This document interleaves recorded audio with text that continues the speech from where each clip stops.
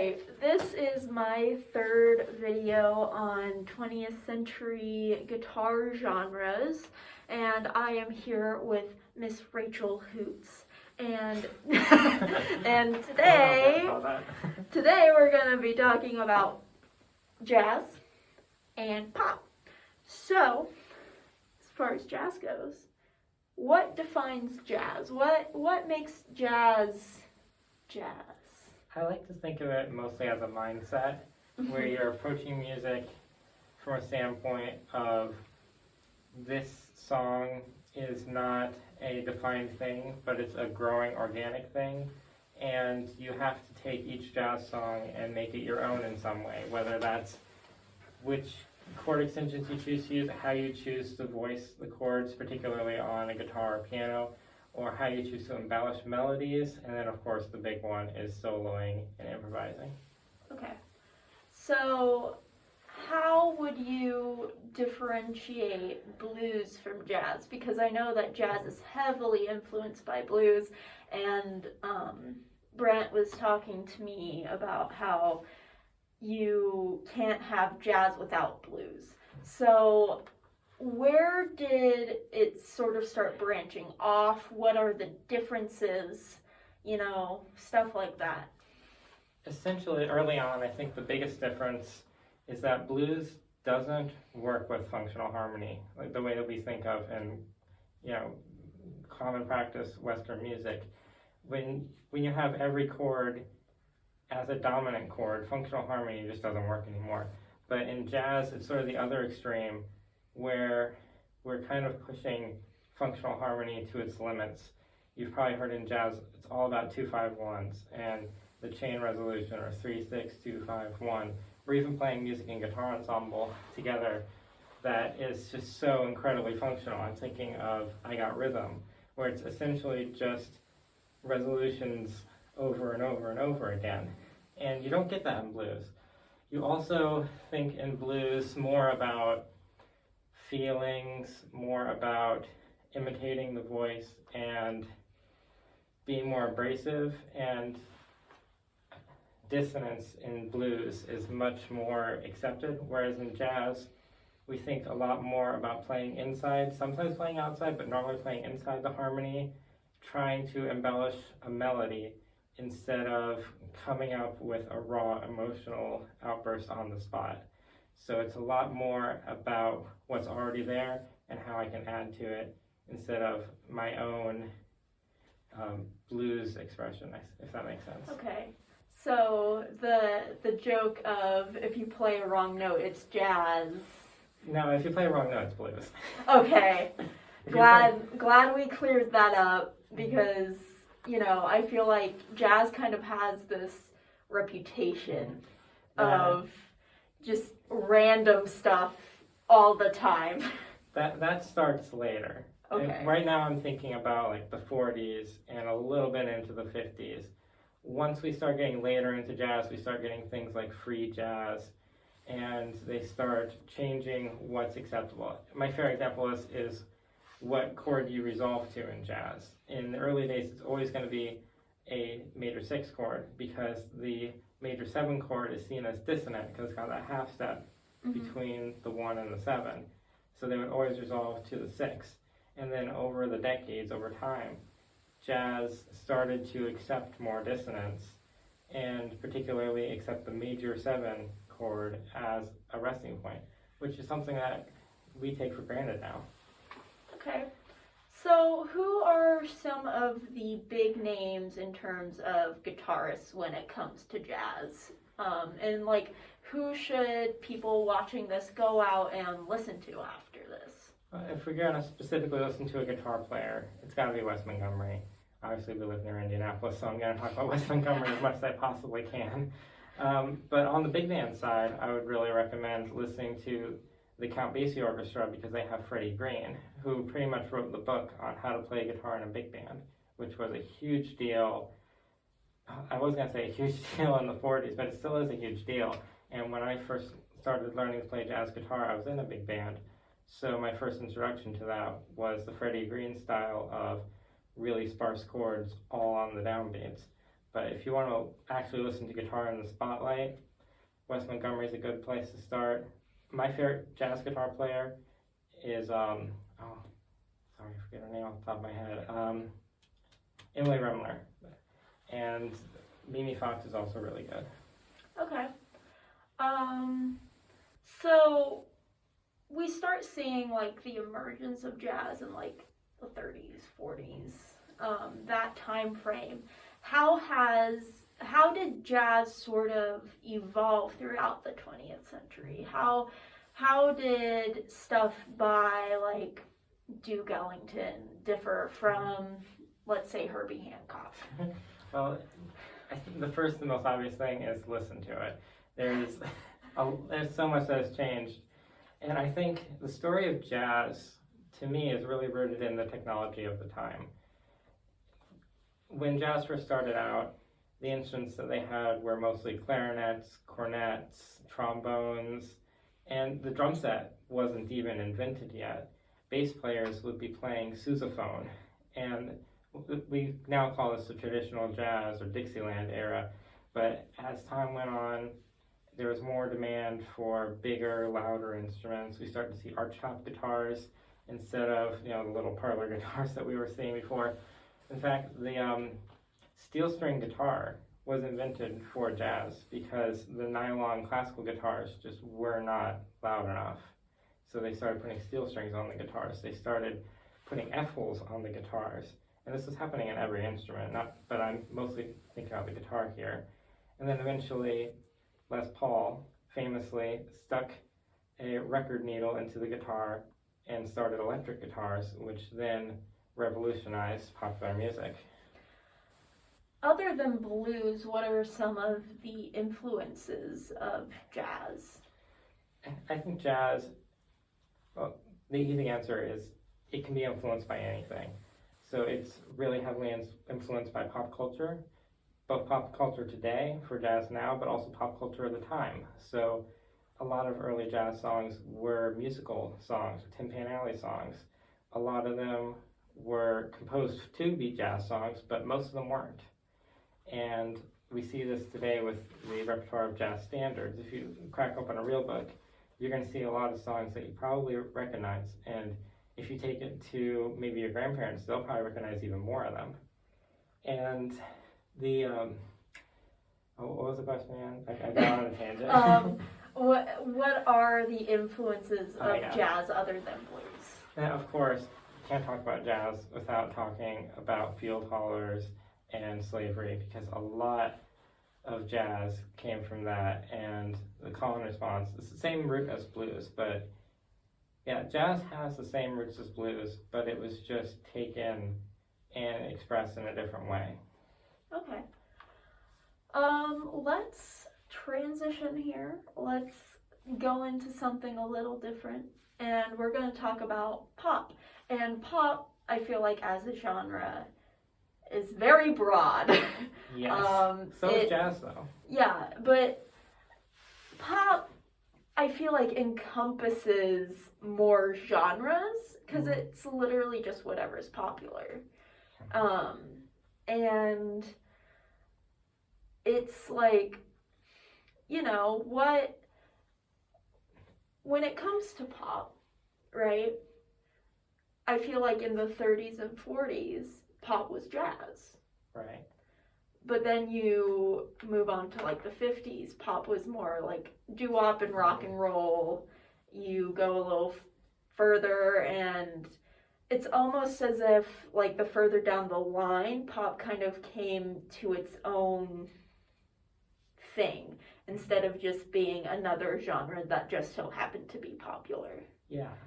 So we look at pop today, and a lot of it has a lot of hip-hop influences, a lot of rap influences. You don't really see as many like rock influences anymore. I would argue with that, though, but yeah, but like as a whole, you look at Ariana Grande, and like. And Ariana Grande, I really hear rhythm and blues mostly. Like Megan Thee Stallion and Cardi B, Doja Cat, a lot of them have more hip hop and rap influences than rock influences. When you might not be able to answer this question, Hey, Google. but when do you think this sort of shift started happening to more hip hop and rap influences in pop? It goes back to what I was talking about earlier with technology. So I think the main driving force behind hip hop, and I could be wrong, is because this isn't my area of expertise, but my understanding is it's based on the idea that one person with technology, whether that's a drum machine or today it would be a laptop, a sampler, a turntable, one person can make a beat and then rap over it or sing over it or whatever they're going to do. And as technology has improved, what musicians are capable of has changed, and we go from needing a orchestra to fill a concert hall to now 4 guys in a rock band can fill a concert hall to 1 guy with a laptop can fill a concert hall. And I think it's really interesting. I don't think that there's anything wrong with hip hop. I don't think there's anything wrong with the way pop music is. I just think it's so cool that what we're focusing on has changed. And nowadays it seems like we're much more focused on timbres and what kind of sounds can we create instead of, well, in rock and roll, a lot of it was based on how fast can you play guitar. There's not really the same thing in the hip hop world. I guess there's how fast can you rap, but it's not the same thing, and I really like that. Yeah. Okay. I had something. It has fled. I'll grab it. It's somewhere around here.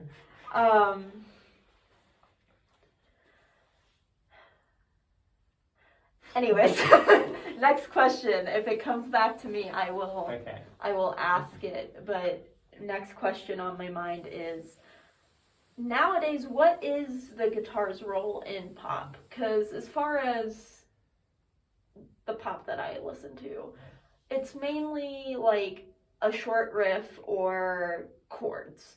There isn't really guitar solos anymore. It doesn't have as big of a role. And you don't really see, unless you're looking at like modern rock groups, famous guitarists. So what, in your opinion, is the function and like the presence of the guitar in modern pop? I think guitar had its time in the spotlight, and it's sort of returned back to what almost every other instrument is, which is it's a means to an end. Back in the days of rock and roll, you were playing guitar because guitar was cool, and because you were cool to be a guitar player, and everyone was obsessed with guitar players. Now guitar is more of, I need these chords. I need these chords to be played on an instrument. I could play it on piano. I could play it on a synthesizer. I could program it. I could sing a harmony line, or I could play guitar, what makes sense for the song. Mm-hmm. And as a result, I think it's a good thing for guitar, because instead of being used for everything, nowadays you can use guitar only where it makes sense. Although gone are the days where you have people in pop music, like in the forefront, like Eddie Van Halen, who are constantly innovating. We still have innovation in the guitar world, but it's not happening like in the front of the public eye like it used to. So essentially, guitar's taken a back seat. Mm-hmm. It's not as prevalent as it used to be even 20 years ago, but it is still there. Oh, absolutely. And there's still a lot of really good guitar players in pop music. They just aren't the central focus anymore. Okay. So would you say that a lot of the pop guitarists happen to be session players more so than part of a group? Yes, but also the big group that I think we're leaving out right now is the singer-songwriters. Right. That is, I think, where guitar has found its niche. And where in the modern world we're going to see most of the big guitar players is not as the lead guitar player in a band, but as someone with an acoustic guitar or even an electric guitar. I listen to a lot of Girl in Red, and she plays a lot of really good electric guitar as a singer-songwriter. And I think we're going to see more of that because it's such a useful instrument for getting so many possible musical ideas out of. It can play melodies better than a piano and chords better than any melodic instrument. Okay. So, like we said, guitar has taken a back seat, but for like singer-songwriters, guitar is almost essential unless they are a pianist. Yeah, and a lot of people play both. A lot of people play both. I know I play both. But like you have, let's say, like Nora Jones, which is a little dated for what we're talking about. But a lot of her stuff was piano. And then you have people like, what's her name? I'm completely spacing on her name. It's okay, I did that earlier with my literal favorite Yeah. guitar player. She's a country person. Anyways. That's not my Yeah, either. a lot of her stuff is mainly acoustic guitar and voice. But, you know, you don't really see as many bands, like really popular bands in the more traditional sense, like the Beatles or Queen. You see more One Directions, you know? But they play BTS. guitar. Totally, they play guitar. It's not unplugged or anything. It's totally live. Remember when that was a big controversy? How long ago was that? But it's like, guitar has its place, it has its time and place, but it's also, I don't feel like it's as popular as it was anymore. I don't think so either, but it's, when an instrument is as popular as the guitar was in the 20th century, it's kind of not surprising that it's less popular now. Yeah. But also, I feel like you were saying, the technologies and stuff influences music a lot more, especially pop. And I've noticed that as far as instruments go, one of the more popular ones now is ukulele. Just because it's small, you can take it pretty much anywhere. It can do 90% of what a guitar can do. Yeah, it's really just in layman's terms, a simpler guitar. Like, if all you want to do is play chords, Yeah. Congratulations, get a ukulele. Yeah, and like that's fine. Ukulele. I'm professional. I'm gonna silence that. Ukulele has its time to shine now, which I think is great. That brings a different sound to pop music. It's not. It's a little. It has different vibes, you know. You get the tropical vibe with a ukulele, whereas guitar, it's usually. You get the someone handed you a guitar at a party vibe. Yeah. Which I can't describe in any other way. You get the play Wonderwall vibe. And everyone's heard like the 5 or 6 most popular open chords on guitar a bajillion times by now anyways, to the point where you start seeing YouTube videos saying that open guitar chords are killing music, which is ridiculous. But yeah. But like again, it all depends on style. Like you have someone like me where, you know, I just play so I can sing along to it. I'm not really, the music I want to make isn't necessarily that complex, but you have people who want to have like different sounding chords, more condensed chords, and like it all comes down to personal preference and style. And I think that is what pop is about. Yeah. In a way, it's reflecting the people's tastes. And nowadays, when you look at, say, Ableton, I've done some work in Ableton, which is it fair to say that's like the number one place to make electronic music, number one piece of software? I swear, if they add features to Ableton, you're going to be hearing it in top 40 for the next 5 years. And when you look at a program like that, in contrast to a guitar, you see all the options in front of you, all the things you can do, arpeggiators, you can even set it to what key or scale you want to use. You have all these effects and different sounds with great presets, and you can get something going really quickly. Whereas with a guitar, you have some strings and some frets, and you've got to figure out what happens next. And that definitely shaped the music. Yeah. I think that is all that we have to talk about. Thank you, Rachel, for talking to me about all this stuff. Thank you for having me.